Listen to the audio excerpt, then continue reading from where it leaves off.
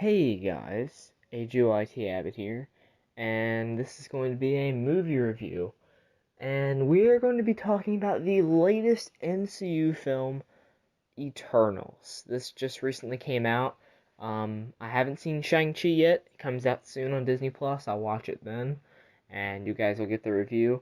I also have to catch up on reviews for No Time to Die, Old, um, just multiple things in general. But I will get there, guys. Trust me, I will get caught up. But yeah, Eternals is the recent MCU film. I believe it's the 26th film in the franchise, I think. Or 25th? 26th, I believe. But, yeah. This is another, product of Phase 4 of the MCU.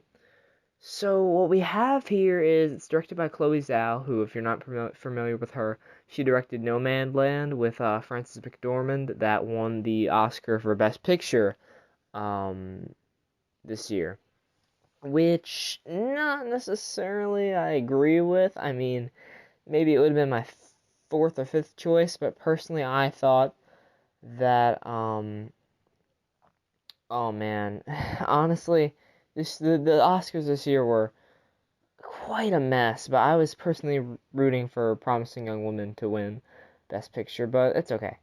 So we have Chloe Zhao directing this film, and it's about 10 celestial, immortal beings called the Eternals that come to Earth, and it kind of documents their time from them like saving Earth, and then we have two different timelines in this film. We have when the Eternals first arrive, and then kind of saving the Earth throughout history from the Deviants. That's who they're sent after. Um, that's the entire reason why they never helped out with like Loki or Ultron or Ego or Thanos.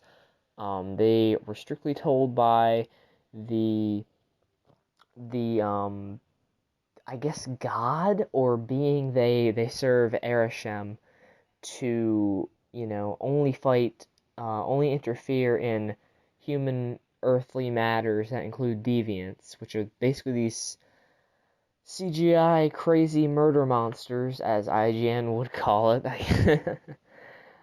We have 10 Eternals. We have Cersei, Icarus, Ajak, Phastos, Kingo, Sprite, Makari, Druig, um, Gilgamesh, and Thena.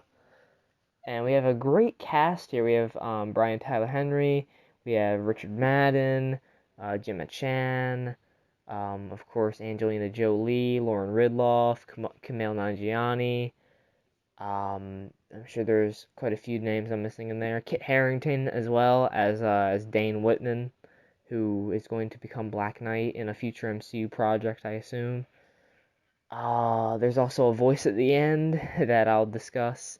If you guys aren't familiar with not familiar, if you guys have seen Eternals, you're free to watch this review, but if you have not seen Eternals, this review will contain some serious, serious spoilers, okay? You gone? Or if you don't care about spoilers, you can stay around. Oh boy. Alright. Alright, we're gonna get into some spoilers now. So we start off the film by seeing the Eternals heading to this area of like basically cave dwellers. This is when the Eternals are first assembled. Their leader is Ajak, played by Salma Hayek. I don't know how I missed her when I was introducing everybody. Um, but they do save some of the people from deviants. Thena gets in there, starts cutting them up, and Makari's racing around, and it's a really, really cool intro, I guess, for the film. You get Kingo shooting it with the finger laser beams, and Gilgamesh punching it. He's kind of like the heavy of the group. As well as Druig, who has like mind control powers. He controls the cave dwellers' minds when they start to like seem like they want to attack the Eternals. He has them put their weapons down, and then Cersei walks up to a kid and, does her little changing things trick. Her power is basically she can change different things Like she could change a rock into water, stuff like that. And her powers were actually pretty good, but this is where I'm going to get into the aspects of the film I wasn't that pleased with. I didn't care about any of these characters. And I hate to say that because we have such great talents here and they all have, pretty decent powers, some of them better than most, but there's hardly any time for me to care about them because there's 10 of them.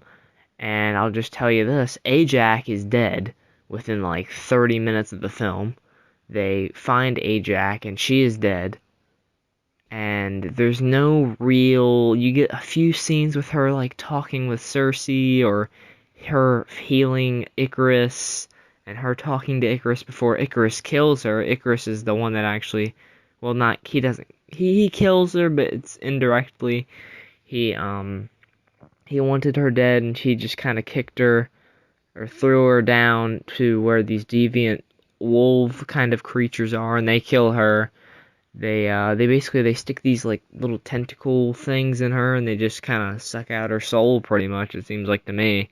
And they absorb her power because we see earlier in the film when Ikaris, Sprite, and Cersei are fighting a deviant that when it gets injured it heals itself. So right there you get a hint that maybe Ajax is already dead, but at that point in the film we don't really know that the deviants gain the powers of whoever's soul they steal. And that's another thing they didn't explain well in this film that I didn't think was amazing. The deviants aren't compelling villains. They aren't. The thing is that this is supposed to be a different MCU film, supposed to separate itself from the others, but it does it a little bit too much to the point where I don't care about these villains. They're not insanely threatening to me. They do kill two. They kill two of the Eternals, and that's it. And they don't really do a whole lot that's extremely threatening. They aren't, scary. At least not to me. Maybe that wasn't the goal. Maybe they were just supposed to be like a looming threat. And the overall question of, saving humanity, that's supposed to be the bigger issue within the film, which I don't think they should be leading with, is like, should we be saving the people of Earth? Is like, I mean, I'm on Earth, so I would believe so. You guys should save Earth. And it's not really a question we should be asking ourselves in a comic book film, especially an MCU film. The same would go for a DC film, unless we're talking about like Suicide Squad, of course. But yeah, but yeah, there's not enough time with these characters to truly care enough about them. I like Makkari, played by Lauren Ridloff, because they don't honestly give her a whole lot of time. They don't flesh out her character a whole ton. She has a relationship with Druig. That's about all we know about her, truly. Her powers are cool. The effects are good in this film. I'll give it that. I do like the effects in this film. Even though the battles are big CGI messes, it's a pretty mess. It's a decent, satisfying mess to look at. But yeah, the effects were good, so I'll give them that. Ikaris was probably my favorite one because his motivations were the most clear. Ikaris kills Ajax and therefore indirectly gets Gilgamesh killed later on in the film, because he believes that this huge event that's happening that could lead to the end of the world isn't a big problem for the Eternals. Their focus is to help stop the deviants, and this is not a deviant level threat. It's just the end of the world is happening, and Ikaris is like, come on guys, we don't care about this planet. It's Earth. We were sent to fight the deviants. And even Arishem is kind of like, Cersei, you've chosen to sacrifice one of your Eternals to your fellow, Eternals to do this. And he's like, you get a sense of Arishem's not exactly pleased that they did that, because it was probably written in their destiny that was going to happen, and They've essentially rewritten history now. But you get a sense of pride from the Eternals that they complete their mission, but there's still that looming thing of like, did we do the right thing? And I'm not sure, once again, that they should be asking that question in a comic book film. Anyway, getting off of that, we get, like I said, there's two different timelines, and we get one where they are helping people, which is nice. You get a little bit of character building there between, like, Thena has, like, some mind problems. She doesn't exactly know who she is at times.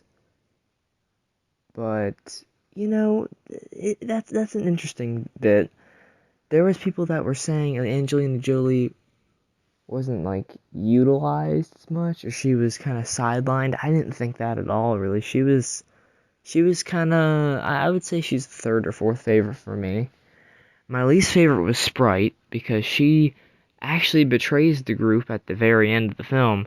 Her and Icarus take off after, they reveal that Icarus killed Ajax, and Sprite literally stabs Cersei in the back in the final battle, and then Cersei, in response to that, makes Sprite into a human, not an Eternal, so Sprite isn't immortal anymore by the end of this. She's not an Eternal anymore. She's a human. Normal human, so she can grow up. That's what she always wanted. She wanted to experience a human life, the human experience of growing up, changing, and eventually dying. She says she's okay with that. And I mean, while that's a nice message to present, Sprite is just annoying, and I didn't like how she was rewarded for betraying the group. There's no punishment for her.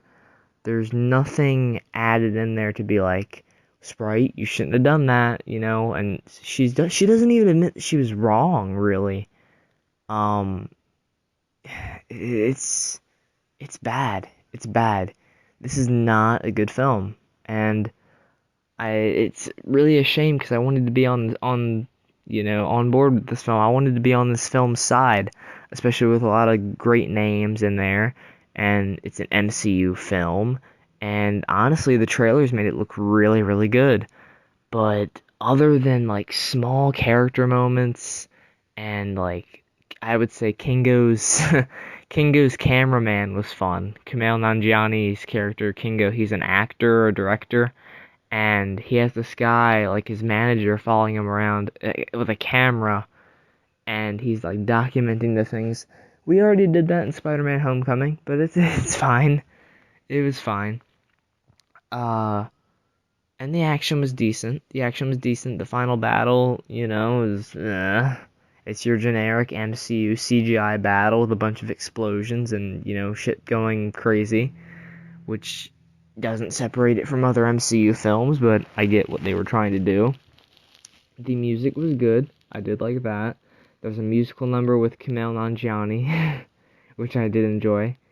Some of the comedy, it lands at certain points. Probably my favorite moment was Druig punching Sprite because she deserved it. She was a little shit. And then you do get some emotion in there, but not a whole lot from me because I didn't care about the characters. Just you can't introduce 10 characters in a film for me. Even though this film was 2 hours and like 37 minutes long. Yeah, that's another thing. But you can't introduce 10 characters in one film and make me successfully care about all of them. Sprite was a deal breaker all the way through. I enjoyed Icarus because his motivations were clearest. Gilgamesh was fine. Phastos was fine. Everyone was fine except for like Sprite. And Kingo kind of abandons the group after Icarus reveals that he killed Ajax, which was a bit weird, and then they don't address it later on in the film. He just kind of like, I side with Icarus, but he was wrong. It's like, whose side are you on then?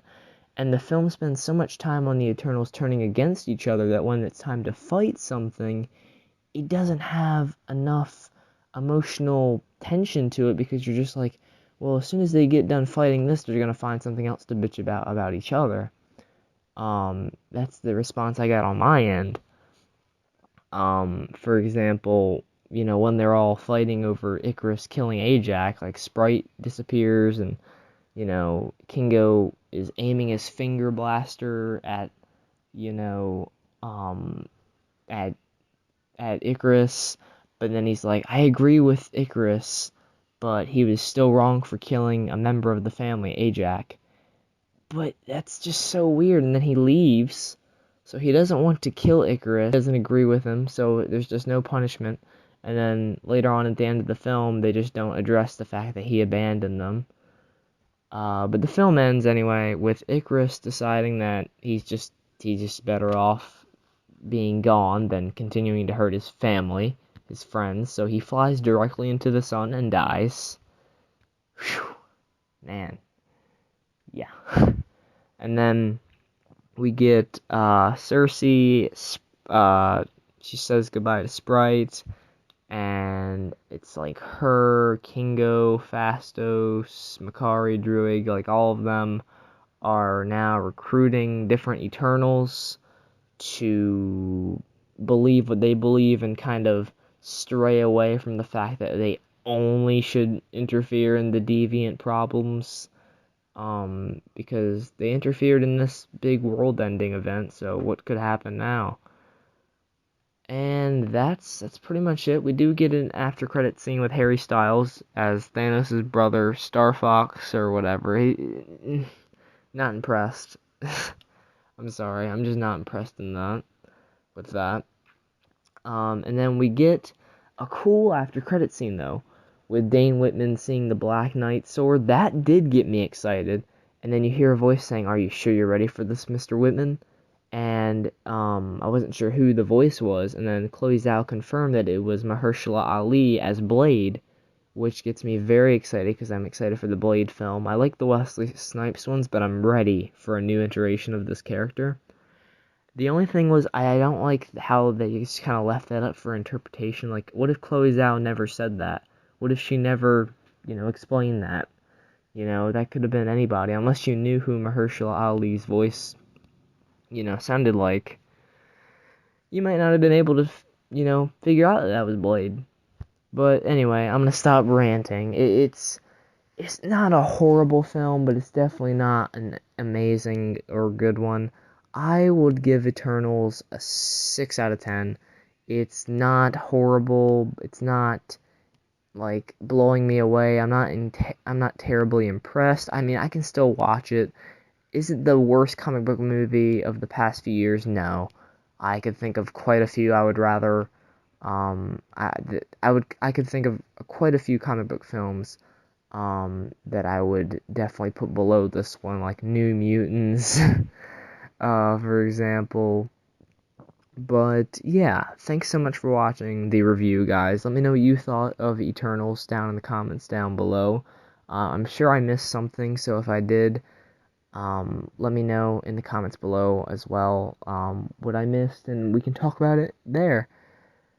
And I might even do some talking about this in my ranking of some of the things that I feel I've missed in this review. Because I'm going to do an MCU ranking review once I've watched Shang-Chi, so I'm all caught up on those films. So yeah, hope you enjoyed the review. Take care, guys, and goodbye.